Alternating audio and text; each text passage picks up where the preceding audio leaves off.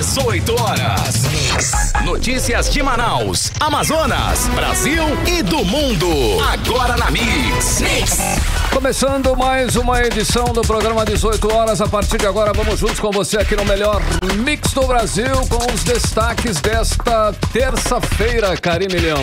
Exatamente, Carlão. Boa noite para você e boa noite para você sintonizado aqui em 100,7. Já começo agradecendo a sua companhia e dando aquele boa noite especial para quem nos assiste nas redes sociais, no Instagram, também pelo YouTube, no @18 horas News. Boa noite, gente. Mix. Vamos começar agora o programa 18 horas com os destaques do dia.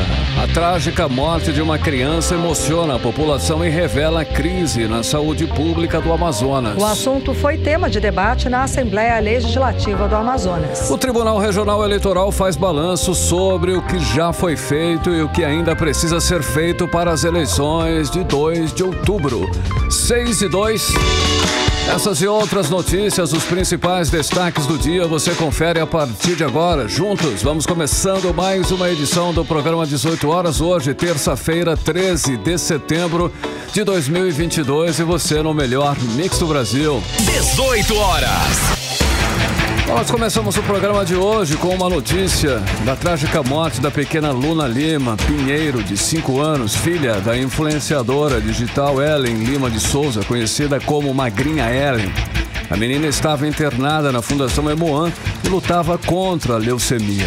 Ela contraiu uma bactéria durante a internação, precisou de um leito de UTI, mas na unidade do Emoan não tinha leito disponível, Karine. Pois é, a morte foi confirmada pela família da menina na segunda-feira de noite. E durante a tarde, a influenciadora Ellen de Souza postou vários vídeos no Instagram denunciando que não conseguia um leito de UTI para a filha. Nos vídeos, ela também fez graves críticas diretas ao governador do estado, Wilson Lima. Ela se desesperou ao saber que não tinha vaga de UTI para a filha. Mais um episódio, Carlão, triste da grave falha da saúde do Amazonas. Um estado que bate recordes de arrecadação e não consegue atender o básico para as pessoas, não consegue prestar atendimento digno de saúde, nem salvar vidas. Karime, nos vídeos é possível ver o desespero desta mãe que, chorando, denuncia a falta de leitos de UTI e cobra do governador Wilson Lima o motivo da obra do novo Hospital do Sangue do Amazonas não ter sido concluída. Por quê? Ellen de Souza também denunciou que os hospitais estão uma calamidade, que não tem material, não tem produto, nem os aparelhos necessários. A influenciadora também fala que os governantes estão investindo em festas e outras coisas e a saúde está uma calamidade. E depois dessas denúncias, de toda a visibilidade nas redes sociais, a influenciadora voltou a postar um vídeo explicando que 2 pessoas entraram em contato com ela e conseguiram a vaga para a menina. Mas a criança não resistiu à espera e morreu no início da noite desta segunda-feira. A repórter Nathalie Moraes fala mais sobre o assunto. Vamos acompanhar. A influenciadora digital amazonense Ellen Lima, conhecida popularmente nas redes sociais como Magrinha Ellen, anunciou a morte da filha Luna Lima Lemos, de apenas 5 anos. A criança morreu na noite desta segunda-feira após contrair uma bactéria enquanto estava internada na Fundação Hospitalar de Hematologia e Hemoterapia do Amazonas para o tratamento de leucemia linfoblástica aguda. Na manhã desta segunda-feira, a influenciadora havia usado as redes sociais para cobrar a entrega do novo Emoan ao governador Wilson Lima e denunciar que não conseguia um leito de UTI para sua filha no Emoan.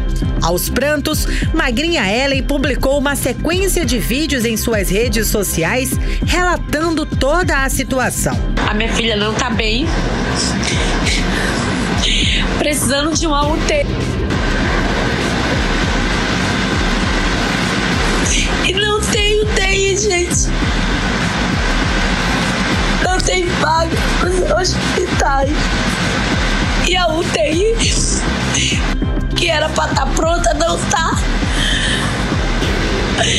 É revoltante, é doloroso. Eu não tô aqui como blogueira nem digital influencer, eu tô aqui como mãe desesperada que precisa de uma UTI para sua filha e não tem. A influenciadora digital criticou a situação caótica da saúde no Amazonas e denunciou o motivo pelo qual o hospital não estava pronto. Simplesmente por falta de materiais. O hospital, que já custou mais de 50 milhões de reais aos cofres públicos, deveria ter sido entregue em agosto deste ano. Já era pro hospital estar pronto, gente, não tá por falta de material. É revoltante. Ninguém vai entender a dor que eu tô sentindo nesse momento. Precisando de ajuda, irmãos, não posso fazer nada. E não me peçam pra ter calma. Não tem como ter calma, gente. Não tem UTI.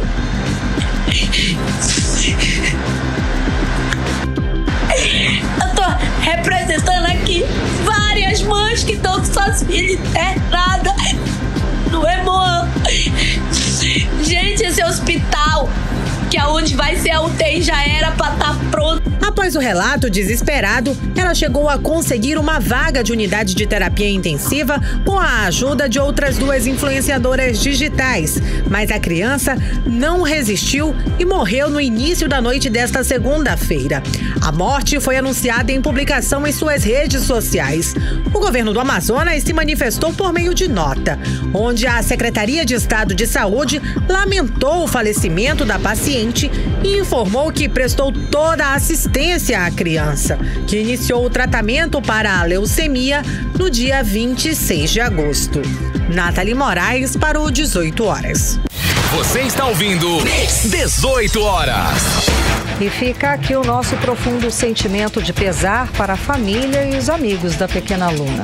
Karime, o fato é que, infelizmente, a área da saúde não é a prioridade do governo do Amazonas. Desde a estreia do programa 18 horas, nós estamos várias vezes denunciando, falando sobre essa situação precária nas unidades hospitalares. Mesmo antes da pandemia, em 2019, o Sindicato dos Médicos do Amazonas chegou a pedir a intervenção federal na saúde do estado. Tamanho abandono da área já na época. Na época, faltava EPI, medicamentos, e muitos profissionais já denunciavam também a situação precária nas unidades, Karime. Bom, e a gente não pode esquecer da pandemia, quando o Amazonas registrou o pior episódio da saúde da história, da sua história. As mortes por asfixia pela falta de oxigênio hospitalar dentro das unidades de responsabilidade do governo do Amazonas, além da compra superfaturada de ventiladores pulmonares numa loja de vinhos. Governador Wilson Lima foi denunciado no relatório final da CPI da Covid do Senado. No texto ficou estabelecida a responsabilidade do governador do Amazonas e do ex-secretário de Saúde, que era o Marcelo Campelo, por atos relacionados ao enfrentamento da pandemia. Além disso, o governador Wilson Lima é réu no Superior Tribunal de Justiça, acusado pelo Ministério Público Federal de crimes como dispensa irregular de licitação, fraude a procedimento licitatório e também peculato. No mesmo processo, Wilson Lima também é acusado de ser chefe de uma organização criminosa. Bom, e se temos aí numa ponta falta de estrutura da saúde pública, na outra ponta temos a arrecadação recorde do governo do Amazonas, que somou mais de 14 bilhões de reais só no primeiro semestre deste ano. E como você disse, Carlão, de acordo com as denúncias, tanto a população quanto os próprios profissionais, a área da saúde não é uma prioridade do governo do Amazonas. O sociólogo Luiz Antônio Nascimento conversou com a gente e falou mais sobre esse assunto. Vamos acompanhar. O governo Wilson Lima já deixou claro para toda a sociedade que ele não tem nenhum compromisso com as coisas ordinárias, o cotidiano da vida das pessoas. Ele faz muita publicidade, ele gastou aí, nesses 3 anos de governo, mais de 380 milhões de reais em publicidade. Só para a gente lembrar, naqueles meses subsequentes à crise do oxigênio, ele gastou 12 milhões com a aquisição de 4 ou 5 máquinas produtoras de oxigênio e gastou 13 milhões em publicidade. Então, onde você prioriza os gastos com publicidade em oposição à saúde das pessoas, o resultado é esse. As pessoas precisam compreender, a sociedade precisa compreender que que não há remédio doce para lidar com esse tipo de problema, né? A população precisa entender, ou ela se compromete com a defesa do serviço público de qualidade, ou ela vai continuar padecendo, e infelizmente essas mortes vão continuar ocorrendo porque os costos sobre o serviço de saúde e de educação são rigorosíssimos. A primeira coisa que a gente precisa reivindicar e exigir, por exemplo, agora dos candidatos a deputados estaduais, deputados federais e senadores é que eles sejam empenhados em revogar a emenda constitucional 95. Sem a revogação da emenda constitucional 95, a gente não conseguirá sair do outro lado. Você está ouvindo 18 horas. Essa tragédia que aconteceu com a filha da influenciadora Ellen, infelizmente revela a situação da saúde pública de um governo que nos últimos 4 anos ficou marcado como uma gestão de morte de crianças cardiopatas e abandono à saúde pública. E hoje de manhã a situação foi repercutida na Assembleia Legislativa do Amazonas, onde os parlamentares cobraram uma apuração rigorosa sobre o caso, como explica a repórter Nathalie Moraes. A morte nesta segunda-feira da pequena Luna Lima Pinheiro, de 5 anos, filha da influenciadora digital Magrinha Ellen, que lutou por uma vaga de UTI na Fundação Emoan, colocou em xeque novamente a gestão do governador Wilson Lima, que ficou marcado desde o início de sua gestão por escândalos, principalmente na saúde pública. O problema da falta de leitos no Emoan já é recorrente. No ano passado, o Ministério Público Estadual instaurou um inquérito para apurar a falta de leitos e de especialistas na unidade hospitalar. Mãe de paciente falciforme, Thaís Rocha denunciou a falta de estrutura e de materiais no Emoan. Falta material, eu precisei comprar um oxímetro e um aparelho de pressão quando a minha filha ficou lá semana passada, porque não tinha disponível na unidade, estava pifado o aparelho de pressão, na verdade estava pifando e não tinha oxímetro. Falta leito, falta vaga na UTI, às vezes falta medicamento, falta equipamentos e é só a promessa do novo hospital, né? Já tem um ano, eu acho, vai fazer um ano que era para ter inaugurado. As pessoas que passaram no processo seletivo, no concurso, já estão trabalhando lá, tanto que tem dias que tem plantão com 10 técnicos de enfermagem, porque eles têm que trabalhar, né? E não tem lugar, fica super apertado porque não tem lugar. A morte da pequena Luna Lima foi repercutida na manhã de hoje na Assembleia Legislativa do Estado durante a sessão desta terça-feira. O deputado estadual Dermilson Chagas abriu seu discurso criticando a gestão do médico Anuar Samad à frente da Secretaria de Saúde do Estado e cobrou providências ao governo do Estado. Não dá para assistir mais uma mãe, uma Ellen Magrinha, fazendo aquelas súplicas de socorro. Não dá para assistir tantos homicídios, tantas mortes e fechar os olhos. Eu acho que o governador deve tomar providências e chamar o seu secretário de saúde e saber o que faltou para esta mãe. Não adianta uma nota, não. A Ellen enterrou, não foi só uma filha, foi uma parte dela.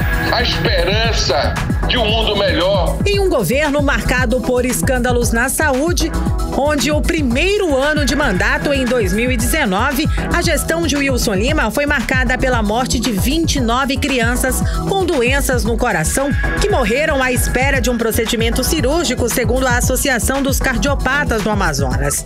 Na pandemia, o governo foi marcado por mortes, por falta de atendimento em hospitais lotados e por falta de oxigênio, que virou notícia notícia na imprensa internacional.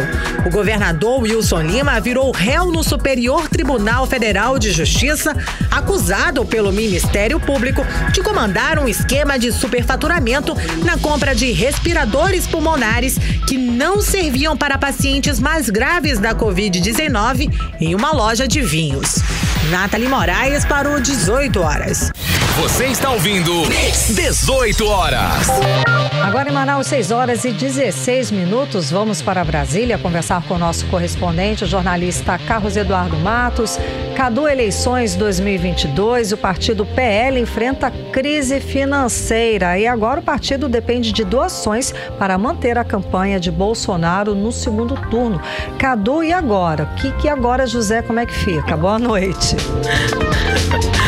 Faz o Pix, Karime, faz o Pix. Boa noite para você, boa noite, Carlão, boa noite, ouvintes do programa 18 horas e a todos que nos assistem ao vivo pelo YouTube e pelo Instagram. Karime, o PL agora sofre as consequências de ter sido inflado, por ser o partido do presidente Bolsonaro. A gente falou aqui que o PL está entre os partidos que mais lançaram candidatos a deputados federais e senadores com o objetivo de manter fortalecida a bancada bolsonarista no Congresso Nacional. 312 milhões de reais repassados pelo fundão eleitoral não estão sendo suficientes para bancar tantas campanhas na reta final das eleições do primeiro turno. O senador Flávio Bolsonaro, que é o coordenador político da campanha do pai dele, disse que vai faltar dinheiro para financiar a campanha de Jair no segundo turno. Em uma entrevista no jornal O Globo, ele disse que está preocupado com essa situação porque, segundo ele, o dinheiro acabou e os candidatos nos estados não estão ajudando. E que agora ele precisa, mais do que nunca, do apoio dos eleitores para fazer doações. Devido a essa situação, Karime, está circulando na internet uma campanha de doação com valores a partir de R$1. O Flávio Bolsonaro disse que não tem nada a ver com isso, que é uma campanha legítima mobilizada pelos apoiadores do presidente da República.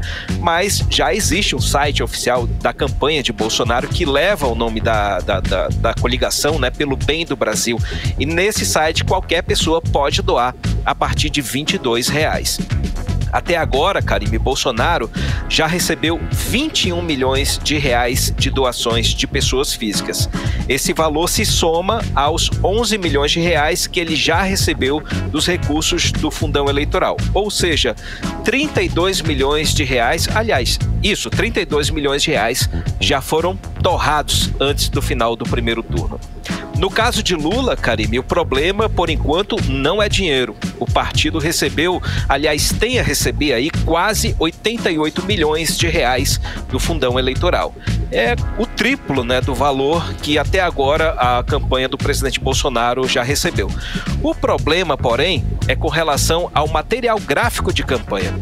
Estão faltando bandeiras, panfletos, adesivos, que são aquelas chamadas praguinhas, que a gente coloca no peito, Enfim, está faltando material para fazer campanha de rua nas cidades. Essa tem sido a principal queixa dos coordenadores de campanha em praticamente todo o país. Hoje teve reunião no núcleo da Executiva Nacional, da campanha do PT, para tentar solucionar esse problema. O partido recorreu ao Google Maps, colocou lá no site um mapa com os endereços de todos os locais onde estão disponíveis os materiais gráficos em todo o país. Ou seja, o problema deles talvez não seja material, quantidade de material, talvez seja logística e também comunicação. Tem material, mas não sabe informar como a pessoa deve chegar para pegar, para utilizar esses materiais. Nessa reta final, Karime, tem gente que acelerou demais, e agora está sem combustível. E manter a máquina funcionando faz parte da estratégia de campanha. E a campanha do presidente Bolsonaro, desde o início, vem sofrendo aí com ingerência, devido à interferência de várias pessoas nas tomadas de decisões. Tanto que as coisas lá acontecem em cima da hora, inclusive o próprio presidente Bolsonaro interfere bastante nas decisões da campanha, não deixa para os marqueteiros. Todo mundo toma decisão e isso acaba interferindo, inclusive, nas questões financeiras do partido. Karime, Carlão. Ei, Cadu, o presidente Bolsonaro declarou que se perder vai passar a faixa e deixar a vida política. Em que contexto, foi feita essa declaração, Cadu? Carlão, o presidente Bolsonaro falou isso numa entrevista ao podcast Call Lab, que é focado para o público evangélico. E Bolsonaro, como você disse, baixou o tom, claro, de forma estratégica, dizendo que se perder as eleições, vai passar a faixa e dar uma parada na carreira política. Vamos ouvir o que ele disse, Carlão. Se essa for a vontade de Deus, eu continuo. Se não for, a gente passa aí a faixa e vou me recolher, porque com a minha idade eu não tenho mais nada a fazer aqui na Terra, né? Se acabar essa minha passagem pela política aqui em 31 de dezembro no corrente ano. Obrigado a todos. Temos os mesmos valores.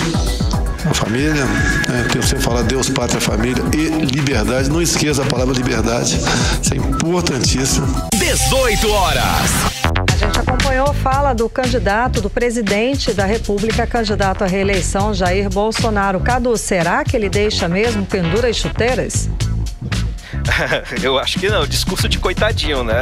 Se deixar, vai receber muitos pix de R$1. Brincadeira.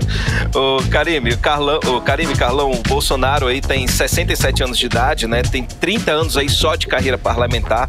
Eu não acredito que ele tenha falado nesse tom de desabafo aí, não. Logo ele que está com a faca nos dentes, lutando para tentar encostar em Lula e disputar de igual para igual no segundo turno. Não é coerente isso daí, né? Claro que o objetivo foi amenizar o discurso, dar um tom cristão à fala dele. Até porque outro ponto que chamou a atenção nessa entrevista foi que ele admitiu que errou ao dizer na época da pandemia que não era coveiro. Todos nós lembramos desse episódio, perguntaram o que ele achava sobre tantas mortes, milhares de mortes acontecendo no Brasil, e ele diz, olha, eu não sou coveiro. Aquilo pegou muito mal para a campanha e agora ele está pagando o preço, né? E ele disse que ele aloprou nessa frase. Então ele tentou transmitir nessa entrevista a imagem do ser humano Bolsonaro, o cristão que comete erros. E isso faz parte da estratégia política de tentar se aproximar não só dos evangélicos, onde ele está bem, né? Mas também do público feminino, onde ele segue perdendo pontos. Falando em mulheres, Carlão e Karime, ontem, Bolsonaro não compareceu à cerimônia de posse da nova presidente do STF, a ministra Rosa Weber. A gente falou um pouquinho sobre esse assunto ontem. Essa foi a primeira vez, desde a redemocratização, que um presidente da República deixou de comparecer a um evento desse, de uma posse de um presidente do Supremo Tribunal Federal. Ele preferiu, ao invés da solenidade, participar da entrevista ao podcast. Mas a questão aí é política, viu, gente? A ministra Rosa Weber vem tomando decisões que estão colocando Bolsonaro contra a parede. E a última foi a de determinar que a Polícia Federal continue a apuração sobre a conduta dele, do presidente Bolsonaro, e do ex-ministro da Saúde, o general Eduardo Pazuello, durante a pandemia. A PGR, a Procuradoria-Geral da República, pediu o arquivamento do caso, mas Rosa Weber insistiu na manutenção das investigações. Então, no jogo de xadrez da política eleitoral, Bolsonaro saiu perdendo dessa vez, viu? Pois agora ele tem uma tropa de choque contra ele dentro do STF e do TSE pelas últimas ações. Eu digo contra ele no sentido das recentes decisões que foram tomadas desfavoráveis ao presidente Bolsonaro. Mas dentro do núcleo de campanha, dizem que a decisão de Bolsonaro de não ir à cerimônia foi bem acertada, já que o STF vem fortalecendo seu espírito de corpo e criticando bastante a postura dele. Carlão e Karime. Cadu, agora, durante a viagem do presidente Bolsonaro, que vai cumprir a agenda política em Londres e Nova York, prevista entre os dias 18 e 20 agora de setembro, o presidente do Senado, Rodrigo Pacheco, vai assumir a presidência da República. Cadu, qual a expectativa durante esses dias? Se depender de Rodrigo Pacheco, Karime, a expectativa é de calmaria. É a cara dele, né? Pelo menos essa é a previsão. Com a decisão do presidente Bolsonaro de viajar para Londres para acompanhar o funeral da Rainha Elizabeth II e também se reunir com o rei Charles III, e em seguida para a Assembleia da ONU em Nova York, a faixa de presidente da República vai ser passada ao presidente do Senado, Rodrigo Pacheco. Ele assume a chefia do Poder Executivo, como você disse, nos dias 18 dias 18 e 20 de setembro. Para que não se tornem inelegíveis, conforme determina a lei, os demais integrantes dessa linha sucessória aí também vão deixar o país nesse período, viu? O vice-presidente da República, Hamilton Mourão, candidato ao Senado pelo Rio Grande do Sul, vai embora para Lima, no Peru, onde vai participar de evento. O presidente da Câmara, Arthur Lira, que também faz parte da linha sucessória, que é candidato à reeleição na Câmara, vai para os Estados Unidos no sábado e segunda noite vai se juntar à comitiva de Bolsonaro lá em Nova York. Rodrigo Pacheco é o único aí nesse meião aí que não está concorrendo às eleições de outubro, então ele assume aí a presidência da República. Com isso, vai ser a terceira vez que ele, Rodrigo Pacheco, vai assumir interinamente a presidência da República. Por enquanto, Karime, não tem nada na agenda, mas Rodrigo Pacheco tem aí aquele abacaxi para descascar, que é a questão do piso salarial nacional dos enfermeiros, uma bandeira levantada principalmente por ele e que agora está sob risco no STF. Como a gente falou aqui, o colegiado do STF está analisando a decisão do ministro Luiz Roberto Barroso de suspender a validade da lei que institui o piso salarial. Por enquanto, Karime, o placar é de 5-2, favorável à suspensão da lei. Só quem votou a favor da medida pela manutenção do salário nacional dos enfermeiros foram os ministros André Mendonça e Cássio Nunes Marques. Rodrigo Pacheco vai estar no comando do Poder Executivo quando essa decisão sair, provavelmente. Volto com vocês, Karime e Carlão. Valeu, Cadu. Obrigada pelas informações, Cadu. Boa noite, bom trabalho. Valeu, gente. Um abraço. Até amanhã. Tchau, tchau. 18 horas. Dia 2 de outubro está chegando e atenção, hein? Nós vamos aqui no 18 horas aprofundar o tema e esclarecer sobre algumas dúvidas do eleitor referente às eleições agora do dia 2 de outubro. Estamos na contagem regressiva, faltam 20 dias para os brasileiros escolherem seus deputados estaduais, federais, senadores, governadores e o presidente da República, Karime. Pois é, Carlão, e o Tribunal Regional Eleitoral fez essa semana um balanço sobre o que já foi feito e o que ainda precisa ser feito. De qualquer forma, diversas reuniões estão acontecendo para que no dia 2 de outubro os brasileiros possam aí comparecer às suas sessões eleitorais com segurança. Rodrigo Soares traz os detalhes. No dia 2 de outubro, mais de 156 milhões de brasileiras e de brasileiros, sendo 600 mil destes residentes no exterior, vão a uma das mais de 496 mil sessões eleitorais espalhadas por todos os municípios do país e em representações diplomáticas de outras nações para escolher os governantes e os legisladores que vão conduzir o Brasil pelos próximos anos. Para que isso aconteça de forma segura e transparente, uma grande estrutura foi mobilizada. Segundo a diretora-geral do Tribunal Regional Eleitoral do Amazonas, Melissa Lavareda, na semana passada, antes do feriado de 7 de setembro, o tribunal se reuniu com as Forças Armadas. O objetivo foi tratar sobre a distribuição de urnas eletrônicas nos lugares mais distantes do Amazonas e também discutir o plano de segurança na capital e no interior. As Forças Armadas elas vão nos apoiar tanto na segurança das urnas quanto na logística mesmo, no transporte de urnas. Resumidamente é isso. As Forças Armadas elas só trabalham mesmo na reta final, já nos últimos dias, a partir de quinta-feira, sexta-feira da eleição. No dia mesmo com a segurança das urnas, segurança dos locais de votação. As eleições 2022 acontecem no dia 2 de outubro. Este ano, os eleitores devem escolher um deputado estadual, um deputado federal, um senador, um governador e um presidente da República, juntamente com seus vices e suplentes. Caso ocorra segundo turno, que acontece quando um candidato a governo e presidência da República não atinge a maioria absoluta dos votos, ou seja, mais da metade, os eleitores deverão voltar aos seus locais de votação no dia 30 de outubro. Rodrigo Soares para o 18 horas. Você está ouvindo 18 horas. Olha, 6 horas e 29 minutos, você no melhor Mix do Brasil e os destaques do dia, você conferindo aqui até às 7 da noite em mais uma edição do programa 18 horas. Daqui a pouquinho, olha só, o baixo número de crianças vacinadas contra poliomielite em Manaus preocupa os especialistas. Esse é o nosso assunto em instantes. 18 horas. Agora nós vamos conferir a previsão do tempo. É tempo e temperatura para esta noite de terça-feira e já e a madrugada de quarta-feira. Tempo e temperatura agora com ela, Karime Leão. Previsão do tempo.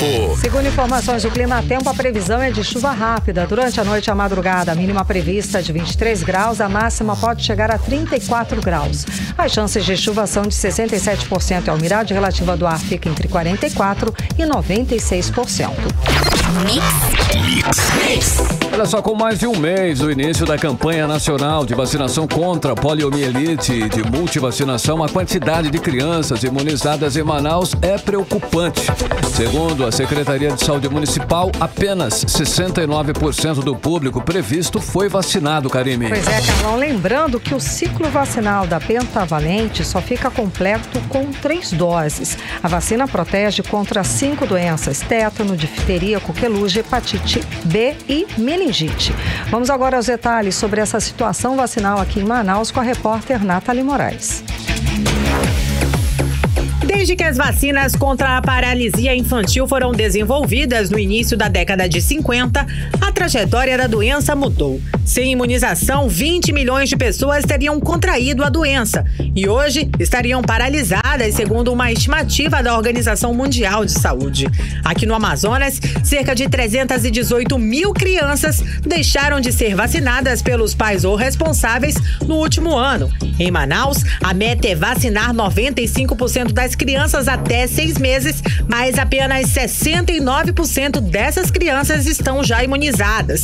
O ciclo vacinal da pentavalente só fica completo com 3 doses, aos 2 anos, aos 4 e aos 6 meses de idade da criança. Ela protege contra 5 doenças como tétano, difteria, coqueluche, hepatite e meningite. A pentavalente está incluída na campanha nacional de multivacinação, que teve o prazo prorrogado até o dia 30 de setembro. O Ministério da Saúde alertou que nos últimos 6 anos houve uma baixa na procura de vários imunizantes e este ano poucos municípios bateram a meta. A secretária municipal de saúde, Chádia Frache, reforça a importância de levar as crianças aos postos de imunização para garantir a vacina e assim evitar futuros problemas na saúde.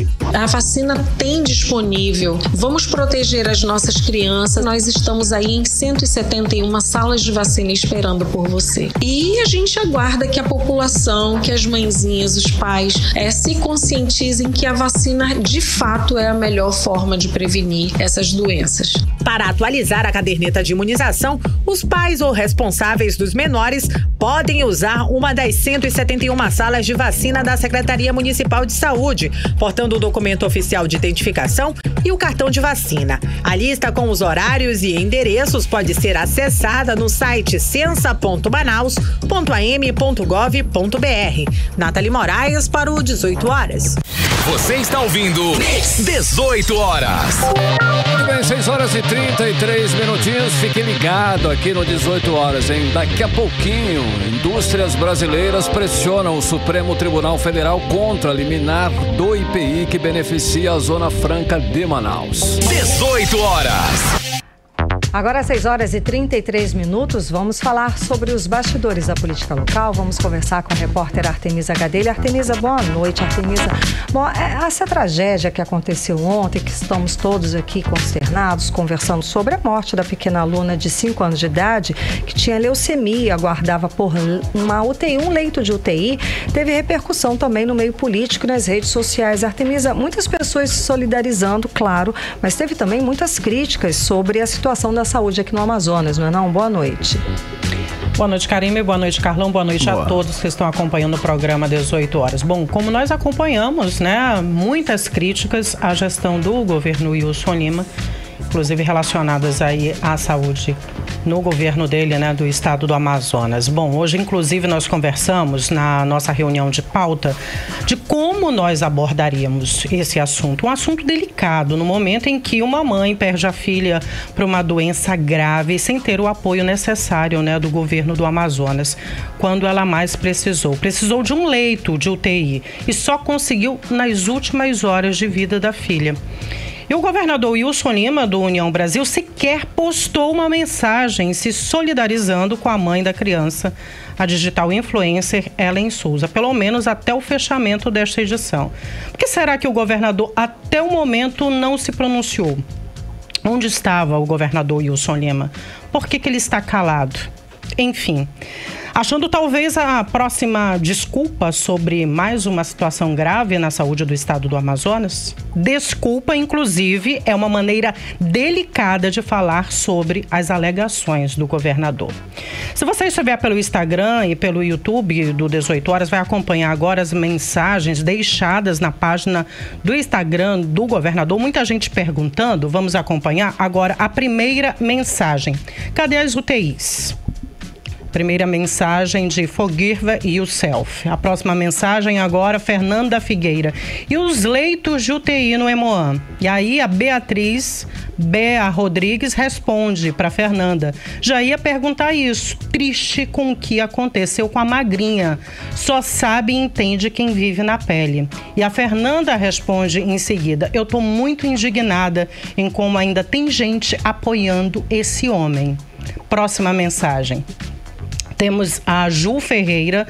Não é daqui para melhor? Ela faz uma pergunta ao governador. Por que está faltando UTIs nos hospitais? Vamos para a próxima mensagem.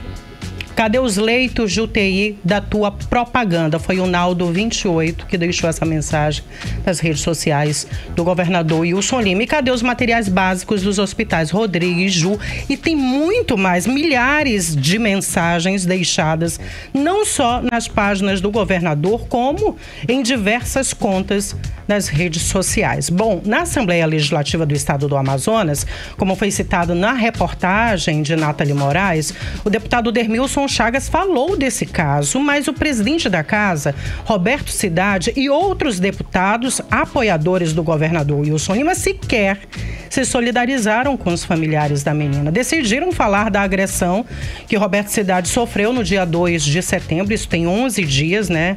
O prefeito de Borba deu um soco, enfim, no rosto do presidente da Assembleia. O caso já havia sido repercutido na Assembleia, na mídia, enfim.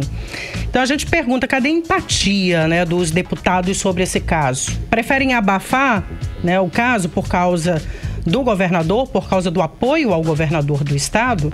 O governador que é réu no Superior Tribunal de Justiça? Bom, isso é inacreditável. Enquanto isso, a propaganda eleitoral do governador mostra um Amazonas bem diferente da realidade, né? Um estado metaverso, no mundo virtual que o governador tenta replicar uma outra realidade. E falando agora, saindo desse assunto, indo para a agenda dos candidatos, nós vamos começar pelo candidato Amazonino Mendes, o candidato ao governo do Amazonas, PSDB e Cidadania.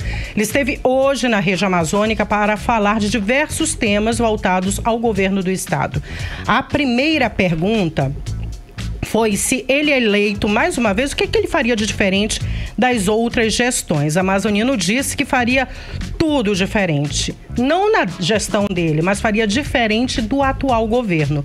E quando questionado sobre as suspeitas do estado de saúde dele, Amazonino respondeu com uma pergunta sobre há quantos anos as pessoas o matam. Abre aspas, eu tô aqui de pé. Eu acho que não tem outra resposta para isso. Fecha aspas. Sobre como levar a internet aos lugares mais distantes do Amazonas, o candidato falou que vai abrir as condições administrativas e econômicas necessárias para que ocorra a implantação do projeto.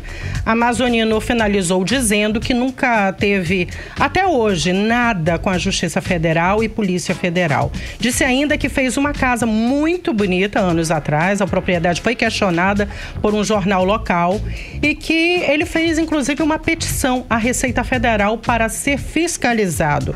Durante 2 anos foram feitos 6 procedimentos de fiscalização e nada foi encontrado. Segundo ele, a Receita emitiu uma carta de comportamento exemplar. Terminou perguntando qual o político neste país que pode dizer isso. Assim foi a minha vida pública. Amazonino foi bem tranquilo durante a entrevista dele. O governador Wilson Lima, candidato à reeleição pelo União Brasil, falou do programa Asfalta Manaus nas redes sociais dele, em parceria com a prefeitura, que já asfaltou aí mais de 1.000 ruas na capital. Wilson Lima disse que quer levar o programa ao interior do Amazonas. Eduardo Braga, do MDB, Hoje o candidato falou das obras realizadas por ele quando governador do Amazonas. Um dos programas foi o Prosamin, que beneficiou 45 mil famílias. Falou também da Ponte Felipe Dal, com 2,2 milhões de pessoas beneficiadas na região metropolitana, e citou ainda também a construção da Avenida das Torres e também a Arena Amadeu Teixeira. Karime Carlão. E Artemisa, com o encerramento do prazo para análise das candidaturas pelo Tribunal Regional Eleitoral, agora os candidatos só podem recorrer ao Tribunal Superior Eleitoral. Artemisa, é o caso da candidata ao governo Nair Blair, do Agir, que teve a candidatura negada. Isso mesmo, Carlão. Além da candidata Nair Blair do Agir, né, candidata ao governo do estado do Amazonas, a vice dela também, Rita Nobre, as duas tiveram as candidaturas aí reprovadas pelo Tribunal Regional Eleitoral do Amazonas. A Corte Eleitoral rejeitou o demonstrativo de regularidade de atos partidários que validava aí a candidatura da chapa. A candidata vai recorrer da decisão junto ao tribunal, na verdade já recorreu essa tarde junto ao Tribunal Superior Eleitoral. Bom, temos então a aprovação, como nós já dissemos aqui, de Amazonino Mendes, né, PSDB e Cidadania, Carol Braz, do PDT, doutor Israel Tuiuca, do PSOL, Eduardo Braga, MDB, Ricardo Nicolau, do Solidariedade, Wilson Lima, União Brasil. Todos esses já tiveram as candidaturas aprovadas pela Corte Eleitoral.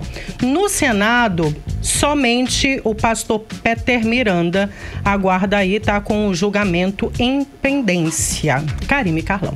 Obrigada pelas informações, Valeu. Artemisa Gadelha. Boa noite, bom trabalho. Para vocês também. Até amanhã. Tchau, tchau. Tchau, tchau. Até amanhã. 6h42. 18 horas. Indústrias brasileiras estão pressionando o Supremo Tribunal Federal contra a liminar do IPI que beneficia a Zona Franca de Manaus. Exato, a imprensa nacional destacou essa semana o pedido da Confederação Nacional da Indústria ao Supremo Tribunal Federal para encerrar a disputa sobre a redução do IPI. A bancada do Amazonas critica a pressão da Confederação Nacional da Indústria enquanto entidades que representam o setor do Amazonas se calam. Vamos aos detalhes com Odinei Araújo. A ação movida pela CNI, Confederação Nacional da Indústria, contra a liminar do ministro Alexandre de Moraes do Supremo Tribunal Federal em favor do Amazonas, na ação contra o decreto de redução do IPI, o imposto sobre produtos industrializados e que prejudicava os produtos fabricados no Amazonas, tem repercutido essa semana na imprensa nacional. A CNI avalia que o decreto em vigor não desrespeita a decisão do ministro do STF, Alexandre de Moraes, que em agosto concedeu liminar contra o decreto anterior do governo federal. De acordo com a CNI, que pede o encerramento da ação do Partido Solidariedade, o decreto 11.182/2022 restaurou a alíquota de 170 produtos que correspondem a 95,65% do faturamento total da Zona Franca de Manaus, levando em conta a média dos anos de 2019, 2020 e 2021. Com isso, 170 mercadorias continuam a gozar da isenção do IPI e de benefícios atualmente em vigor relativos a tributos federais. A entidade avalia ainda que o recente decreto do governo, que cortou em 35% a alíquota da maioria dos produtos fabricados no Brasil, preserva a competitividade dos produtos da Zona Franca e, por isso, não há mais necessidade da ação do Partido Solidariedade. A representante das indústrias nacionais diz ainda que uma eventual decisão contrária ao atual decreto não seria adequada à proporcionalidade que deve pautar a política fiscal e que uma eventual ampliação da lista de produtos representa prejuízos para as indústrias que respondem por mais de 99,1% do faturamento nacional, com ganho meramente marginal para a Zona Franca de Manaus. O senador Plínio Valério criticou o pedido da CNI e disse que a entidade não é parte legítima para entrar com esse processo junto ao STF. Primeiro, teria que conversar com os setores industriais do Amazonas, do PIN, aqui de Manaus, e com a bancada para conversar. Não pode simplesmente se meter e achar que pode pedir o encerramento de uma ação encaminhada por todos nós, pelos 8 deputados federais e pelos 3 senadores. Eu acho uma intromissão indevida. Claro, e defendendo o lado deles, né? Sempre defendendo o lado dele, não pensando no nosso. Ficou fora pouca gente, ficou poucos setores ficaram fora, mas ficaram fora. E a gente luta por um todo, a gente luta pela Zona Franca de Manaus, e não só por parte dela. Já o deputado federal José Ricardo disse que mesmo com a liminar favorável ao Amazonas, a Zona Franca de Manaus continua ameaçada porque a redução do IPI, no patamar de 35%, não resolve o problema nem a nível nacional e nem estadual. Isso porque, segundo o deputado, houve uma redução na arrecadação do IPI em todo o país, mas até agora nada foi repassado ao preço final, que é o que chega ao consumidor. É um recurso de quase 20 bilhões que deixa de ser arrecadado, poderia ser distribuído para estados e municípios. E para a Zona Franca continua o velho problema. Na medida que você limita o número de produtos, você quase impede que novos produtos possam ser aprovados, implantados na Zona Franca de Manaus. Você engessa. Nós temos que entender que a Zona Franca ela está garantida na Constituição. Desde o início, esse decreto não poderia afetar tudo que é produzido na Zona Franca. O certo é que continua o governo federal contra a Zona Franca e agora a Confederação Nacional da Indústria, que notoriamente representa os interesses de indústria de outros estados, principalmente do Sudeste, que sempre foi contra a Zona Franca, agora está aí tentando influenciar a decisão do STF. O 18 Horas tentou ouvir as entidades que representam a indústria no Amazonas, a CIEAM, Centro da Indústria, e a FIEAM, Federação da Indústria, sobre a pressão da CNI no STF contra o Polo Industrial de Manaus. Mas até o fechamento da reportagem, apenas o CIEAM enviou mensagem dizendo que não iria se manifestar sobre a ação da Confederação Nacional da Indústria. Odinei Araújo para o 18 Horas. Você está ouvindo 18 Horas. E o número de casos confirmados de varíola dos macacos subiu para 54 no Amazonas, segundo informações da Fundação de Vigilância em Saúde do Estado. Mais 6 casos foram confirmados pelo órgão hoje, terça-feira. Segundo a Fundação, todos os 6 novos casos são pacientes homens com idades entre 23 e 35 anos, residentes aqui em Manaus. Nenhum dos casos confirmados necessitou de internação e as pessoas seguem em isolamento domiciliar. Outros 22 casos suspeitos seguem sob orientação médica. Mix. 6 horas 47 minutos, nós vamos conferir a previsão do tempo agora para amanhã. Amanhã, quarta-feira, tempo e temperatura, Karime Leão. Previsão do tempo. Segundo informações do Climatempo, a previsão amanhã é de sol, aumento de nuvens de manhã, com pancadas de chuva à tarde e à noite. A mínima prevista é de 23 graus, a máxima não deve passar dos 33 graus. As chances de chuva são de 67% e a umidade relativa do ar fica entre 59% e 96%. Mix. O Amazonas tem quase 5 mil focos de queimadas somente nos primeiros 10 dias de setembro. A informação é do Instituto Nacional de Pesquisas Espaciais, o INPE. Em números exatos, foram registrados até este sábado 4.717 incêndios, Karime. Com os dados parciais dos primeiros 10 dias do mês neste ano, o aumento das queimadas já é de 68% em comparação com o mesmo período do ano passado. O dia que mais teve focos de calor foi exatamente no dia 5 de setembro, considerado o Dia da Amazônia. Karime, imagens de satélite mostram nuvem de fumaça provocada pelas queimadas na Amazônia, que há dias se espalha pelo Brasil afora, chegando até a países vizinhos, como explica a repórter Nathalie Moraes. O Amazonas já registrou mais de 4.700 focos de queimadas nos primeiros dias de setembro, que é considerado o mês da Amazônia. Os dados preliminares são do INPE, Instituto Nacional de Pesquisas Espaciais, que monitora o avanço do fogo. O total de queimadas neste ano em todo o estado é de 12.006. Um levantamento apontou que a Amazônia teve o pior agosto dos últimos 12 anos em número de queimadas. E com o verão amazônico, já foi registrado 3.358 focos de incêndio em apenas um dia. Os dados do mês de setembro apresentam uma queda no ritmo do fogo, mas o problema ainda está longe de terminar, como explica o secretário executivo do Observatório do Clima, Márcio Anstrini. Olha, o que nós estamos vendo com esses números aí de queimadas na Amazônia é um cenário extremamente preocupante. Onde tem fogo na Amazônia, tem crime ambiental. E essas queimadas fazem parte do processo de devastação florestal. Muitas vezes são utilizadas para fragilizar aquele pedaço de floresta que era intocada, para facilitar o processo de desmatamento, ou também depois do desmatamento. Os madeireiros, principalmente, eles retiram, comercializam aquelas árvores que têm maior valor comercial, as outras que não conseguem vender, eles derrubam. É um circuito aí de ilegalidades que está todo conectado. Segundo o monitoramento do INPE, o número de queimadas neste período representa 74% do total registrado no mês de setembro do ano passado. Em 2021, o Amazonas registrou 2.799 focos de calor. Entre os 10 municípios que registram os maiores números durante este mês, 2 são aqui no Amazonas. Lábrea está na terceira colocação com 725 queimadas e Boca do Acre na sétima colocação com 435 queimadas.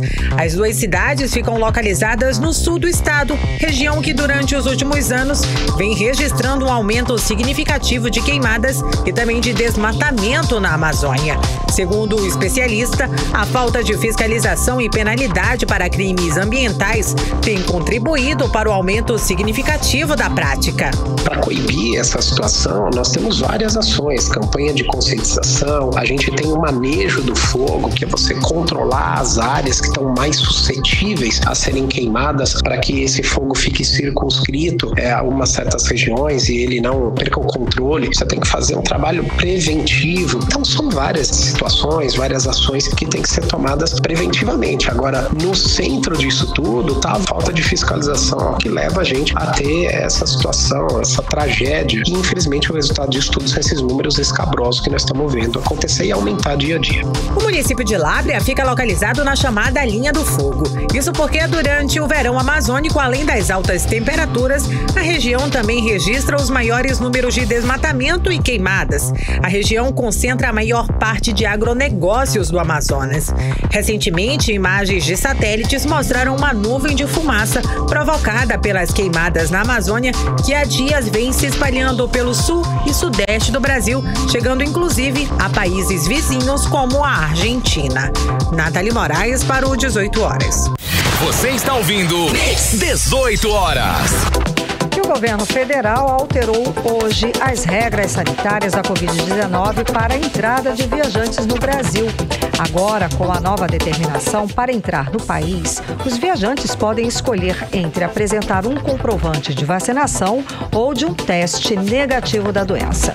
A portaria foi assinada pelos ministros da Casa Civil, da Justiça, da Saúde e da Infraestrutura e publicada na noite desta segunda-feira no Diário Oficial da União. A nova medida já está em vigor e segue a orientação da Agência Nacional de Vigilância em Saúde. Carlão. Karime, o setor de serviços registrou alta no mês de julho em todo o país. Os dados são do IBGE e apontam que o volume de serviços apresentou um crescimento de 1,1% em julho, na comparação com o mesmo período de junho deste ano. Essa é a terceira alta consecutiva do indicador, que hoje está em 8,9% acima do patamar de fevereiro de 2020, ou seja, o período pré-pandemia de Covid-19. As maiores altas foram registradas nos transportes, serviços auxiliares ao transporte e correio. Também avançaram as atividades de informação e comunicação, além de serviços prestados às famílias. 6h54. 18 Horas. Economia. Vamos aos indicadores econômicos de hoje. O dólar fechou em alta de mais 1,77%, cotado a R$ 5,18. O euro fechou também positivo em 0,35%, cotado a R$ 5,17. Já o Bitcoin fechou em baixa de menos 7,72% aos R$ 105.638. E o Ibovespa, o principal índice da Bolsa de Valores brasileira, fechou em queda de 2,3% aos 110.790 93 pontos. Carlão, presta atenção nessa que é uma boa notícia, porque começou a valer hoje a redução de 4,7% no preço do gás de cozinha. Com a medida, o preço médio cobrado das distribuidoras passa de R$ 4,23 por quilo para R$ 4,03. Karine, já para os distribuidores, o valor médio do botijão de 13 quilos passou a custar R$ 52,34. O anúncio animou os consumidores, mas a economista Michele Aracati alerta que a redução no valor do gás será pequena em relação aos 20% do aumento acumulado no ano. Repórter Odiné Araújo tem os detalhes. Pode chegar a R$ 150 em alguns municípios do Amazonas e variar de R$ 112 a R$ 120 na capital. O gás de cozinha terá o valor reduzido com o anúncio da Petrobras de diminuir em 4,7% o preço do produto. A informação animou os consumidores de Manaus. Nesse caso, qualquer um desconto seria muito bom para a gente devido ao preço muito caro do gás ultimamente. Entendeu? É uma boa ideia isso. Até que sim, uma boa notícia. Espero que essa redução no preço do gás chegue ao consumidor e não fique só para quem revende, né? Porque pagar quase R$ 120 pelo gás todos os meses pesa muito no bolso da sociedade. O preço do botijão de 13 quilos de gás de cozinha esse ano bateu recorde de reajuste. Foram 20% de aumento.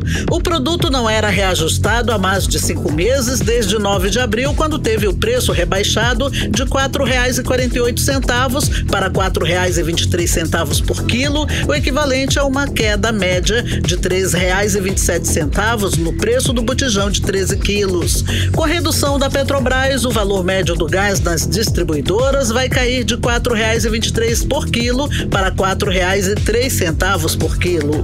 A economista Michele Aracati explica que para o consumidor a redução não será grande e, claro, não chega nem perto dos 20% de aumento do gás de cozinha registrados esse ano, mas pelo menos baixou. Nós temos que considerar que essa redução ela acompanha o processo de evolução dos preços de referência no mercado internacional já praticados há algum tempo pela Petrobras.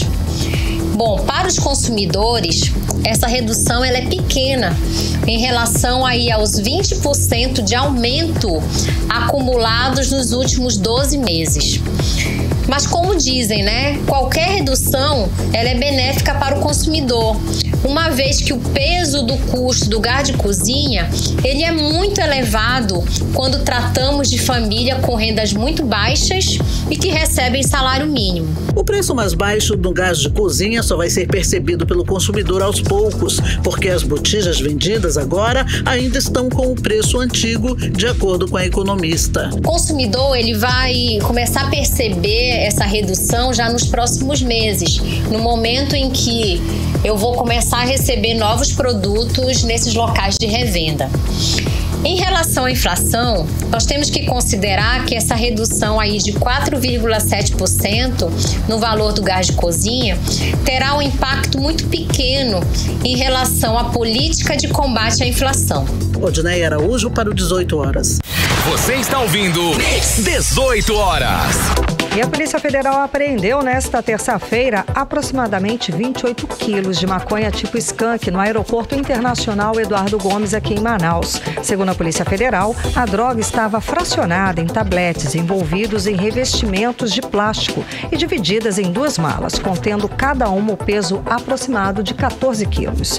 Os agentes identificaram 2 nomes de passageiros nos tickets das malas e as investigações estão sendo realizadas pela Delegacia de Repressão a Drogas da Superintendência da Polícia Federal no Amazonas. Mix. Agora às 6 horas e 58 minutos, seguimos para o Editorial 18 horas. Editorial 18 horas. A tragédia com a filha de 5 anos da influenciadora digital Magrinha Ellen movimentou as redes sociais nesta terça-feira em todo o Amazonas. A criança morreu na noite de segunda-feira após a mãe denunciar a demora para conseguir uma UTI para a filha com leucemia. Milhares de mães se manifestaram e denunciaram uma dívida ainda a ser paga pelo governo do Amazonas. A tragédia trouxe de volta à lembrança o escândalo das mortes das crianças cardiopatas em 2019 por falta de assistência na rede pública de saúde. E, claro, também as mortes na pandemia no Amazonas e aquelas provocadas por falta de oxigênio em Manaus. Nas redes sociais ficou registrado para sempre um mar de protestos e críticas aos problemas na saúde pública no estado. No meio de tanta tristeza, o Amazonas viveu uma imensa onda de solidariedade de seu povo a uma mãe que enfrentou o maior sofrimento de todos, a morte de uma filha. 18 horas.